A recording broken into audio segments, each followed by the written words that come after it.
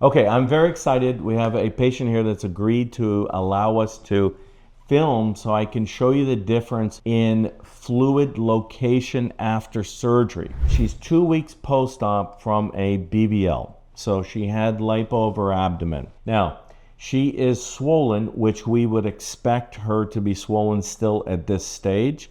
And you can see in her upper abdomen here that the skin, can you come in close on this skin? This looks like a navel orange, okay, like the orange skin. You see how large the pores are? So what that tells me when I see this area is that there's a lot of fluid and swelling still in here. You get kind of this lumpiness and this irregularity here from this fluid. But if we actually push here, there really isn't any fluid that I can appreciate. It's because this fluid is in the tissue. Now, watch this. Look over here. And I'm gonna push right here. I'm gonna push a little bit hard. You see that little whoosh? Now, watch what happens here. I'm gonna push this, it's gonna go in. You see it's a wave. You see the little wave going back and forth? So that is free fluid. That is fluid that is in between skin, fat, there's a small amount of fat left, and then her abdominal wall. Her abdominal wall are her muscles, and she's thin and in very good shape, so she's got tight abdominal muscles. I can feel that's the abdominal wall. But this fluid is sitting on top of the abdominal wall, underneath the skin, on top of the abdominal wall. This fluid is not going to resolve on its own because I have to remove this fluid. I'm going to do that right now. This fluid here, I can't remove.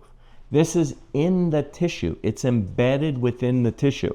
Imagine a sponge that's full of fluid. That's what this area is. This is not. This is a pool of water on your kitchen counter. This is in your sponge. So two different areas of fluid after surgery. Not everyone gets a seroma, obviously, but it's the most common. I'm going to just go through and remove this fluid here.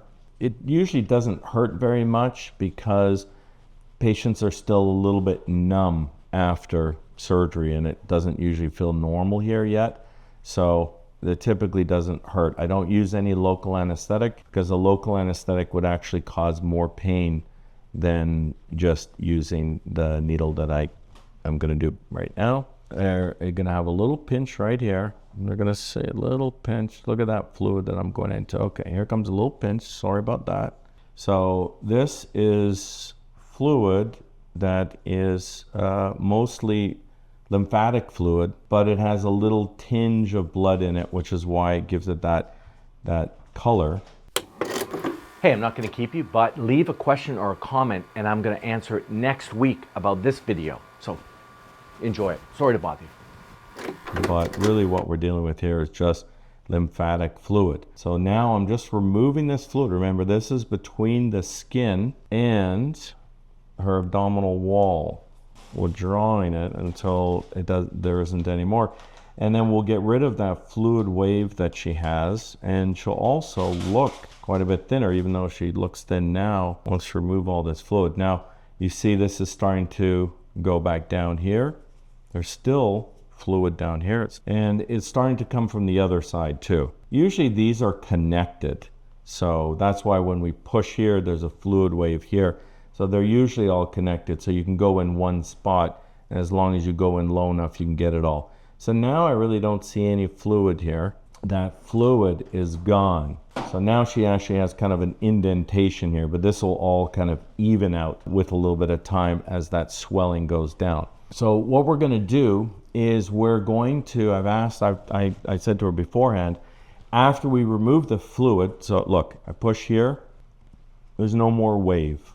Okay, that's gone down. But she's lumpy and bumpy and swollen and irregular, and that's normal at this stage of her healing. She's 2 weeks post-op. So you can see where she was wearing her compression. I want her to, normally at 2 weeks, I stop compression. The reason I stop compression is right here, because when we compress this area and she's got this swelling that's interstitial, that's in between all the cells, and if I put pressure here and compress it, I'm closing down the lymphatic system, which is exactly the opposite of what I want to do. If we close down the lymphatic system, this fluid that we want to get out of here has a harder time getting out. If the fluid is not coming out, you're getting all of those inflammatory mediators and things that are helping to heal. They pool there, they stay there because the lymphatic system is closed, and that can lead to fibrosis. We want the opposite. We want the lymphatic system open.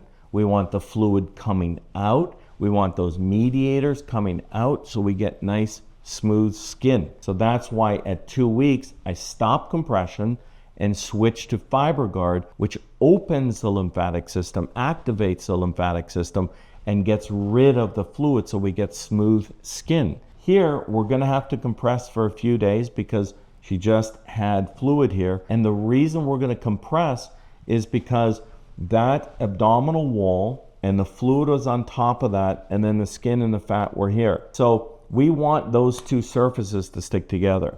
That's why we're compressing. We're not compressing to get a flatter abdomen.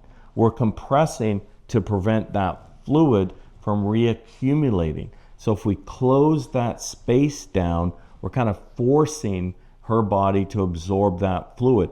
It still can reaccumulate with compression. She had compression, she accumulated it, but it's less likely to reaccumulate with compression. So we're gonna compress her here for a few days, and then she's gonna stop that. If there's no seroma reaccumulating, then great, we move on to the FiberGuard. If the fluid comes back, she comes back, we do it again. Usually I can aspirate, remove the fluid from a seroma in one time, and that usually solves the problem. But occasionally people require 2 and sometimes even 3 aspirations to get rid of all the fluid.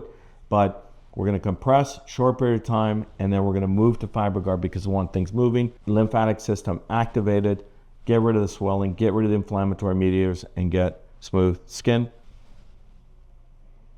Okay.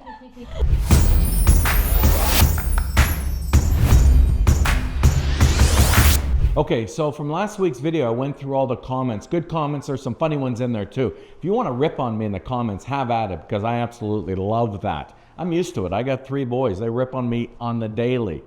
But the general kind of overlying theme of one of the questions that kept coming up is sort of, why do we have a hip dip? What causes the trench? Those types of things. Let me explain it to you from an anatomical basis, and I think this will make sense to you. So if we're talking about having a hip dip here, what is the cause of that? Well, the cause of it is the fact that there really is no muscle in this area. This is the gluteus maximus, which is your big butt muscle. This is the medius. There's a little minimus underneath, but these muscles both stop before you get to the hip. And then there's this TFL, or the tensor fasciae latae, that's this very, very thick material that runs up here. So this over here corresponds to the fact that there is no muscle. And that's the reason why when people say, oh, I had my hip dips filled in, and then someone comments, oh, just exercise. Exercise won't heal or fill or correct a hip dip because there is no muscle there in the hip dip. So if we look here, you can see she's got her gluteus maximus, her gluteus medius. If we look over here, here's the maximus, the medius. So if she exercises, these muscles will get bigger. Her butt will look better with exercise because the gluteus muscles will get bigger, but it will not fill in the hip dip because there is no muscle to exercise. So the argument, oh, you should have just exercised to fill your hip dip, is false because there's no muscle there to get bigger, to exercise, to fill in the hip dip. That's why we do it with fat. Thank you for the comments. Keep them coming. I love reading them. And next week, I will answer more of them.